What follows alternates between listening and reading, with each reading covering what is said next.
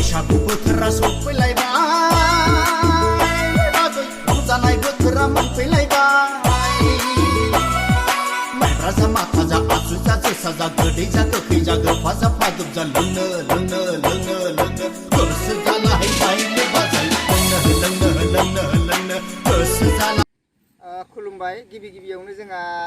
mister जोमै YouTube चेनेलखौनि साफ्रोमबो नायगिरि नोंथांमोन दा जोंहा फंबाय बिथां मिस्टार जोमै फंबाय बिथांखौ दा बिथाङा जोंखौ फैनानै जाहाथे दिनैनि बे गोदान बोसोरनि मुङै दिनै जोबथा माने जोंहा सैत्र दाननि जोंहा संक्रान्ति दिनै जोङो मोसौनि फोरबो सान फालिनाय जादों जोङो दा मोसौ थुखैदों जों दिनै मोसौ थुखैनानै दिनै जोङो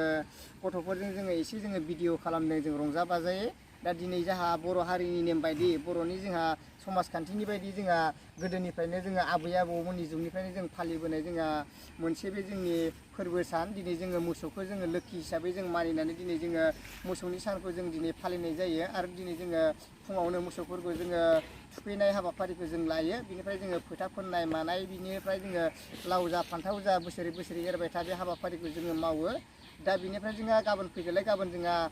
जोंनि 1 थारिख बैसाग दा 1 थारिख बैसागआव जोङो इसोरनि मुङै जोङो बे गोदान बोसोराव जोङो आलो गोजोनैनो माने जोङो बोसोरखौ बेमार आजारनिफ्राय जों बारलांनो हायो आरो लोगोसे जों गोदान बोसोर जों बरायनायजों लोगोसे जोङो मिथिंगानि माखासे गासै दंफां लाइफांजों जोङो नायनानै आरो सोमोन्दो लाखिनानै जोङो जोंनि बर' हारिया जोंहा गोदान बोसोरखौ जों बरायनाय हाबाफारि दङ गाबोननि समाव आरो लोगोसे जोङो इसोरनिसिम जोङो आर'ज गाबनाय दङ आरो जोङो निस्सय जोङो गोदान बोसोराव जों आलो गोजोनैनो न'खरखौ दैदेनलांनो हानायनि थाखाय जोङो गाबोन मानसिनि समाव जों इसोरनि मुङै जोङो सानसेनि हाबाफारिखौ जोङो इसोरखौ जों आर'ज खालामगोन बिनि उनाव जोंहा नेक्स्ट टाइमाव जोङो जाबायदि 2 थारिख 3 थारिख बे 2 थारिख 3 थारिखआव जोङो माने जोङो बर' माहारिया जोङो गाव गावनि माखासे हारिमु कालसार आरो लोगोसे जोङो गाव गावनि थांनानै थानायनि जिनाखि जोङो हारिमु बे हारिमुखौ जोङो फेहेरनो थाखाय फोथांनानै लाखिनो थाखाय जोङो बैसागु मोसानाय हाबाफारि जोङो गामि गामि लानाय जायो आरो लोगोसे जोङो रंजा बाजायै बे गोदान बोसोरखौ जोङो बरायनानै जोङो बारहोहरो आरो फैबाय थानाय जेन गोदान